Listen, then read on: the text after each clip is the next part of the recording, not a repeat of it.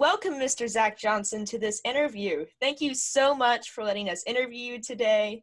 It's great to have you on. It's good to be on. No, it's good to see you guys. Appreciate how you guys are going about this. This is kind of cool, especially for your generation. Yes, sir. It's an honor. No problem. Thanks so much. So you are a PGA golfer, and you've been playing for over 20 years now. And you've won 12 PGA Tour wins, the 2007 Masters, the 2015 British Open, and are now just got announced the 2020 vice captain for the Ryder Cup, which is amazing. So Thank you. Yeah, it's awesome. So you are very well known for your laser focus while you golf.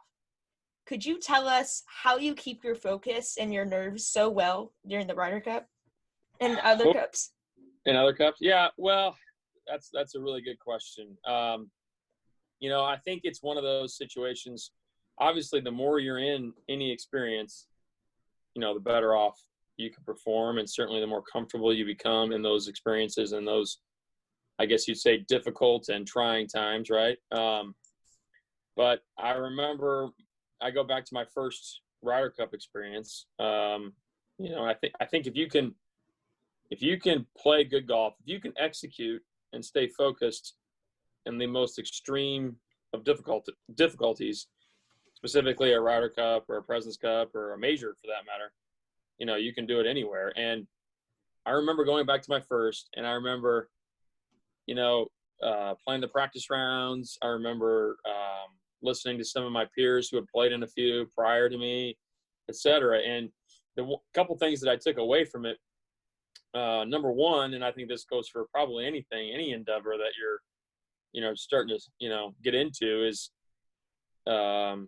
earned my spot on that team for all the right reasons. I mean, I earned it. And so my point is, just because I'm on this big stage, just because there's probably a little bit more gravity to the situation, it doesn't mean I need to change anything of both my golf game and who I am. In other words, whatever got me there will work there. So I don't have to change just based on the fact that it's a little bit more demanding. It's a little bit, I would say nerve-wracking, and that kind of thing. So I really went back to my basics. I mean, I went back to what I in those difficult times, you have to go back to what got you there. And for me, it's the fundamentals. It's my routine. It's everything that I can control. I can't control specifically where that ball is going to end up. Once I tee it up and I hit it, I mean, I practice to try to have some sort of consistency, but after that, I really can't control it. So I go to my keys. I focus on my breathing. I focus on my cadence. So the way I walk, I focus on where my eyes are. I can control that. And then I focus on the specific nuances of my routine, each and every shot, each and every putt. And if I focus on those things that I can control, usually the outcome kind of takes care of itself. Now, again, it's not going to be exactly where I want it, but it's not an exact science. It's a sport. So if I were to answer your question in the simplest form, Taylor, it would be control the controllables, and everything else will take care of itself. So basically, you go back to your fundamentals when you get into these tough, high-stress spaces. Absolutely. I mean, everybody swings it different. Everybody kind of goes about their work a little bit different. But when it comes down to the very true basic fundamentals, the foundation of your golf game, that's all you can rely on, right? And again, that's what I've ingrained in my body and in my eyes and in my hands. So there's no reason to introduce something different. There's no reason to I would say get caught up in the fact that, hey, look where you're playing and who you're playing against, and and all that sort of thing. Now, you have to embrace all those feelings, you have to embrace all those thoughts, but when it comes down to each and every shot, it's kind of a circle. You're gonna collect your data, you're gonna pick your target out, you're gonna go through your routine, you're gonna walk in, you're gonna execute the shot, you're gonna react to it, and then you're gonna do it again, and you're gonna do it again, and you're gonna do it again. And that's kind of I've always been trained. I mean, it kind of seems simple, maybe even simple stupid, but you know what? Sometimes keeping it that simple can be that much more effective. Yeah, that definitely seems really interesting and really helpful. Hmm. So you've won a lot of PGA golf tours, like we've said, the 2007 Masters, 2015 British Open, but you've admitted that you weren't the best high school and college golfer. Is that true? And could you tell us a little bit about that?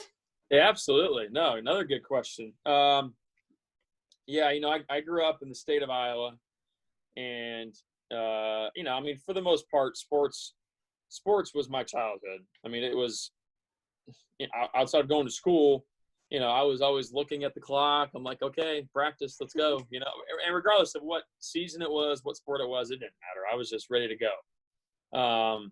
So playing all these different sports, it's not like I selected one or picked one. I mean, really, golf kind of picked me, I would say, well into my high school years. And at that point, I mean, I was decent. I mean, I played, I pursued it to some degree. I had a lot of peers and buddies that did it, and they were pretty darn good too. So in high school, I was kind of a late bloomer, physically, and I was also late in I would say in my development of any sort of athletic prowess. I mean, I was just late. So golf was kind of one of those sports where the playing field may kind of evened out. I mean, I could rely on short game, I could rely on touch, I could rely on making putts and that kind of thing, rather than hitting it 400 yards or whatever you want to call it, 300, whatever. So at that point, I really started to become more attracted to it.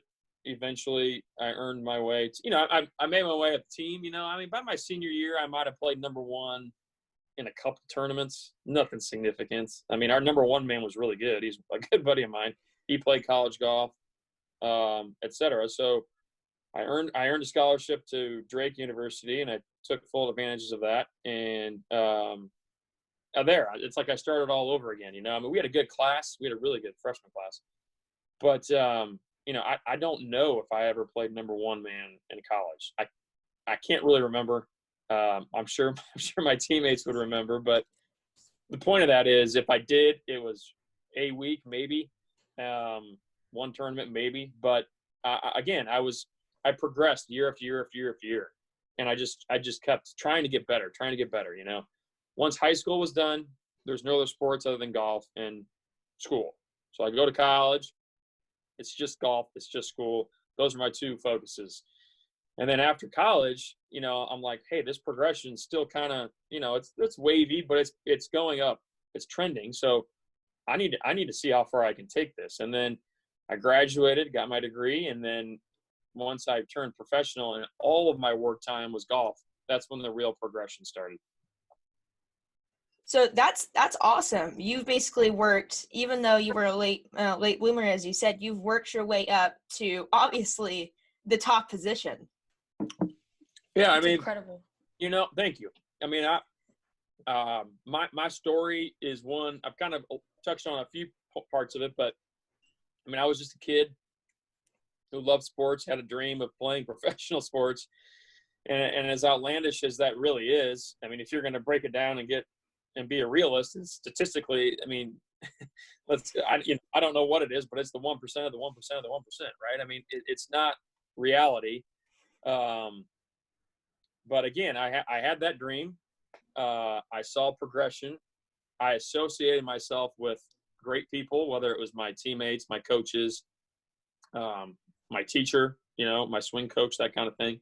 But I'd even get more specific and say, it's not an easy endeavor, because if I'm going to go play professional golf, I just graduated from college.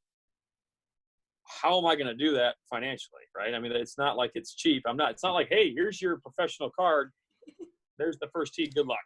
No, it's not exactly that easy. So I had many, many, many people back home that supported me from day one, to just let a kid go chase his dream. And, their intentions were to see me, to alleviate any sort of stress financially. So that was their, main goal. And then obviously for me to go out and chase it. So I said I was going to give it 2, maybe 3 years. And if I wasn't improving, well, then obviously you'd have to look yourself in the mirror and say, why aren't you improving? And can you? So, excuse me, my second year, I got onto a different tour than the so-called mini tours. And then from there, everything just kind of started to take off. I started working with a new coach who I am still working with. Call it 21 years later. That sort of thing. So I'm a product of, I would say, some God-given ability, no question. Whether it's physical ability or just, the intangible abilities. And then I'm also a product of good people. I can't stress that enough. I've got some athleticism. I guess we'd call it, I don't know if golf's a sport, but we'll call it that. And I think I do have a pretty decent, I'm strong-headed, probably stubborn at times, but strong-headed. The mental side of the game. It's when you get to the elite, the mental side of the game can set you apart to some degree. So I think I'm pretty good in that realm. But I was, and I still am a product of really good people that trust in me, that encourage me, but more than that, challenge me and push me. They make me uncomfortable. They just, ask me all the right questions, and they push me to be the best version of myself. That's incredible. Starts with my wife, and you know that. But then it branches off. It branches off to my coaches, my team, my manager, my sponsors, et cetera, et cetera. So I can't think of another way to summarize it other than thank you, Lord. Thank you, people. That's incredible. So you have been playing professionally for over 20 years. Throughout those 20 years, have you ever had a favorite shot in any of your games? That's a good one. Favorite shot specifically. Yeah, I have a few. It's always the last shot of a tournament when you win. There's always I hope it's about that far. Sometimes it's not. Because you don't want the pressure of having to putt it, but I shouldn't say that. You do want the pressure. That's why you work. That's why you practice. I've got a few. A couple that stand out right off the forefront was my first Ryder Cup, which I'm going to date myself. This is before you all were born. Well, I know it's before Ted was born. I don't know about you, Maddie, but it was in 2006. Were you born then? I was born November in 2006, so. Okay, this was September, so you were still waiting.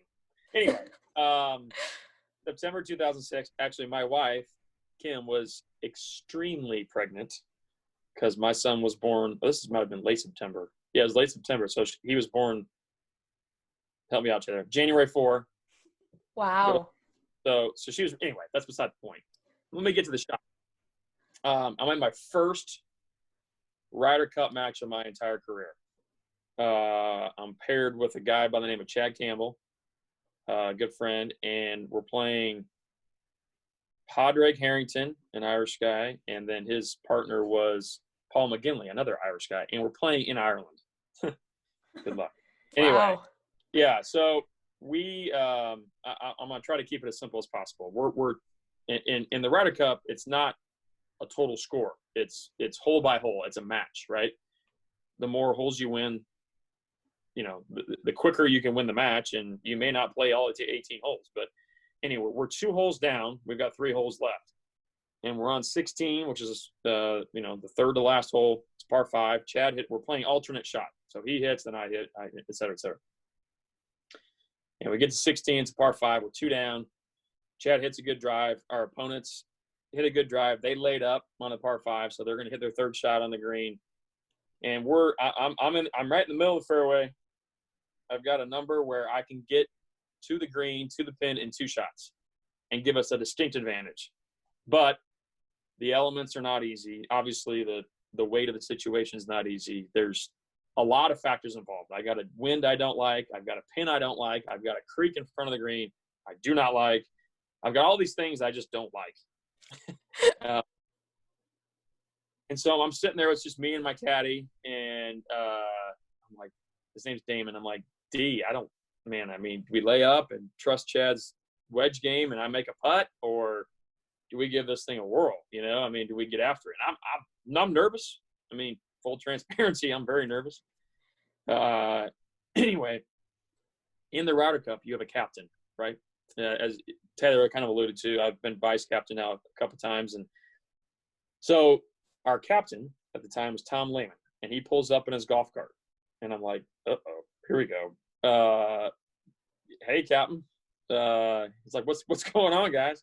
I'm like, well, got a shot here. You know, I don't really know what to do. I'm trying to indecisive. He's like, what's the match? I'm like, well, we're 2 down with 3 to go. Huh. Can you get there? I'm like, yeah, I can get there. Why is there any discussion needed? So anyway, there was actually a little bit of confidence instilled there. You know, when your captain, your leader comes up and says, you can hit it. You just got to go out and do it. You know, execute the shot, trust the shot, and hit it. And I hit it to like 15 feet from the pin. And we won that hole.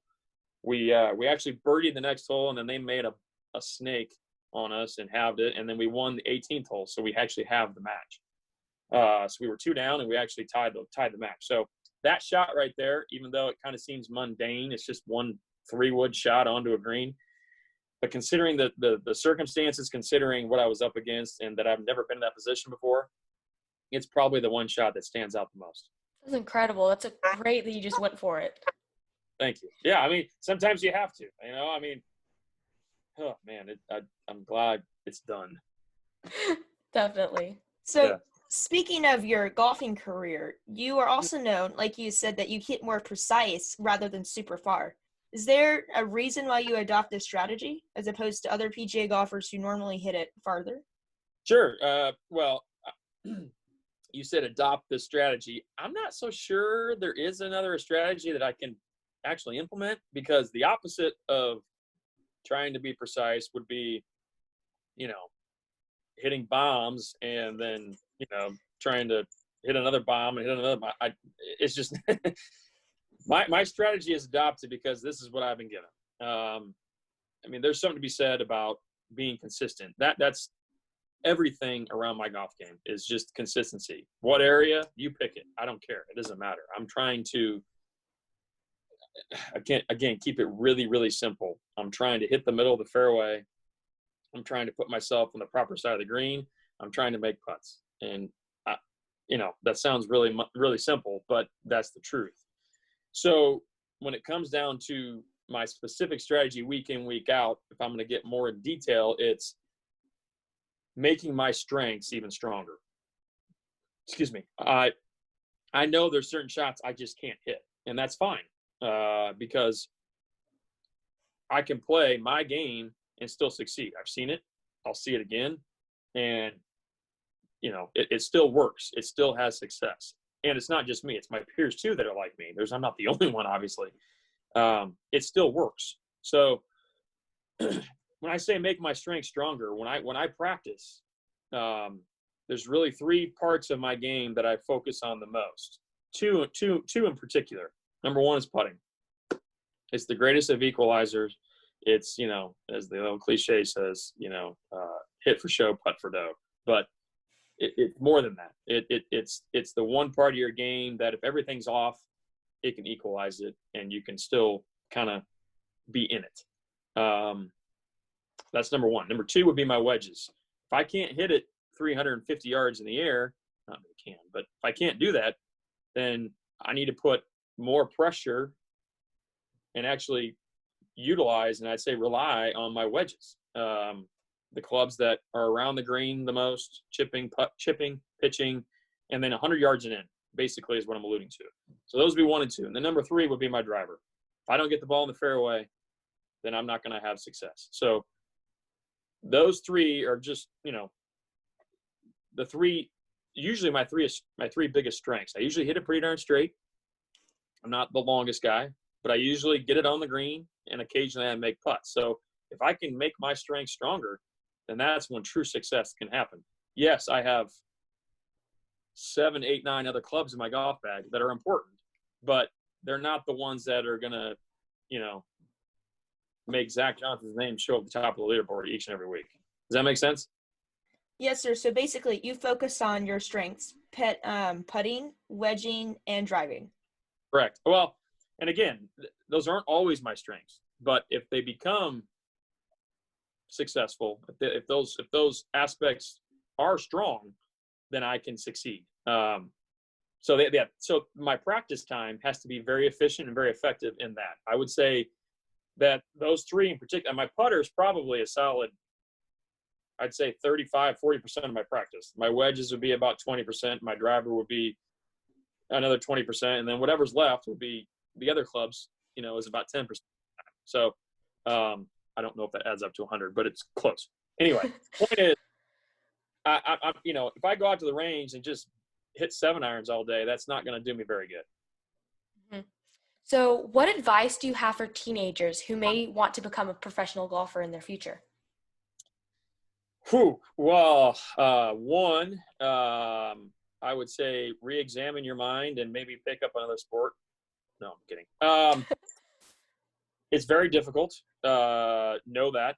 Be honest with yourself that it's not exactly, just because it's a great game and fun doesn't mean it's going to be easy. That goes for anything. I don't care what sport you're talking about. I don't care what any sort of endeavor, venture. I mean, if you're talking, I don't care what it is. I mean, business field, entrepreneurship, it doesn't matter. It's not going to be easy from the beginning. But I would say, at the beginning, really try to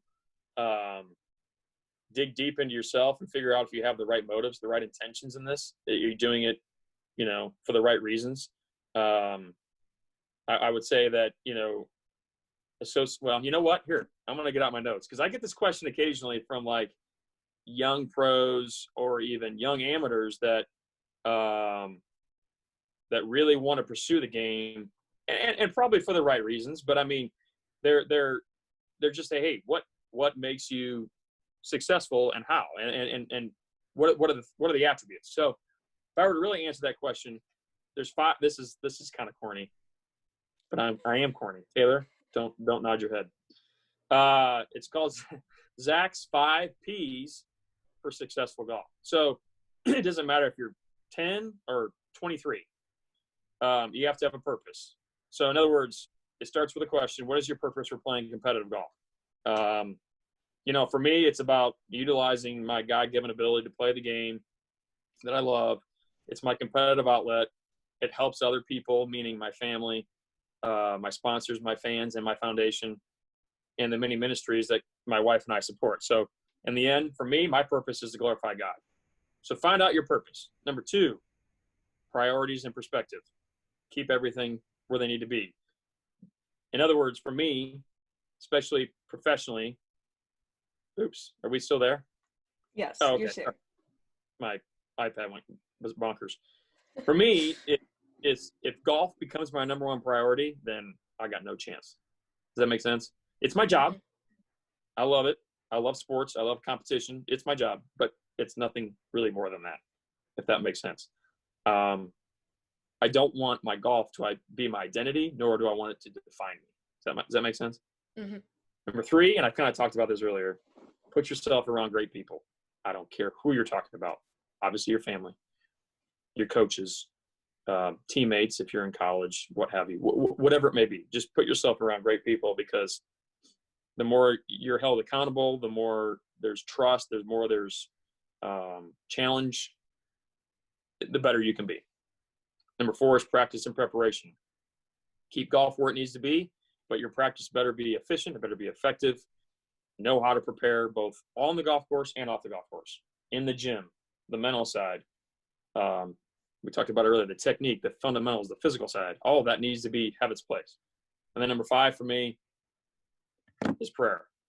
So that's how I'd summarize it. I mean, it's not easy. So I'm a faithful man. I feel like I need every sort of boost I can get. And if I got the Lord in my corner, well, hey, certainly it adds perspective, but more than that, it keeps golf in its place. That is definitely great advice, and that's a great way to live.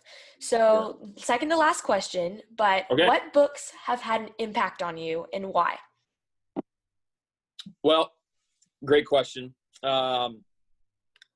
I've got a few. I mean, I know this is your generation we're kind of talking to, but I have read.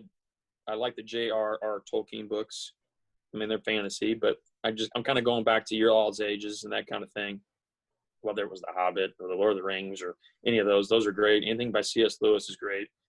I kind of go back to authors. I mean, I'm 44 now, so I would say that my selection process is different. In my golf world, I have a mental coach. He's a sports psychologist, right? He works with a lot of golfers. He's worked with other athletes, football players, basketball players, teams. Even in the corporate level, he works with a number of companies. His name's Dr. Morris Pickens, also known as Dr. Mo. He's got a bunch of books out that revolve around certainly the mental side of things, but then also the spiritual side of things, how you can incorporate the two. I shouldn't even say incorporate. It's almost like, knowing what I know is in the Bible, that would be my number one book. But knowing what I know is the Bible, it has everything. It really has every answer for every predicament and every, in every issue, it can point you and direct you and lead you. And so Dr. Mo takes in his books the Bible and implements it into, I'd say, kind of a cool psychology kind of way. So that would be up there. Those would be up there too. There's a couple of them.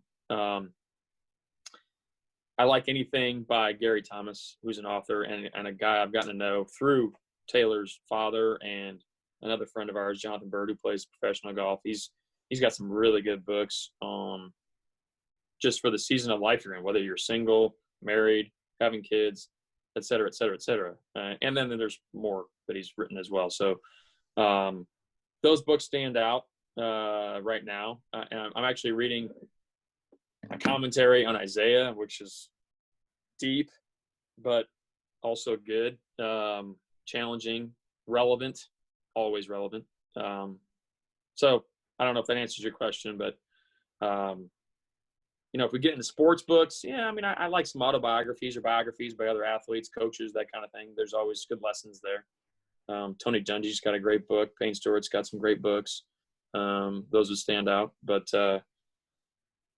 is that good? No, those sound like amazing books. I've read a couple of those, and I can tell they're phenomenal books. Yeah, they are. So our final question, and we ask. So this is number 7. So our last question. Okay. The question before we ask everyone, and this question we ask everyone we interview. So, what advice do you have for teenagers in general? What advice do I have for teenagers in general? Well, that's a really, really deep question, one that can go a number of different ways. There's a couple of things. I would really kind of, when it comes to being a kid at this time and this age, there's a lot of craziness right now, right? I mean, there's a lot of chaos.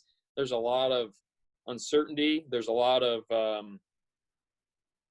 I'd say even the phrase that we hear right now is it's just unprecedented times, and it is, and unfortunately you have a lot of issues right now that deal with humanity. I mean, and just deal with the core of being a good person, and what you're called to be, what I think God says you're supposed to be, whether it's, just empathetic and sympathetic and that kind of thing, loving.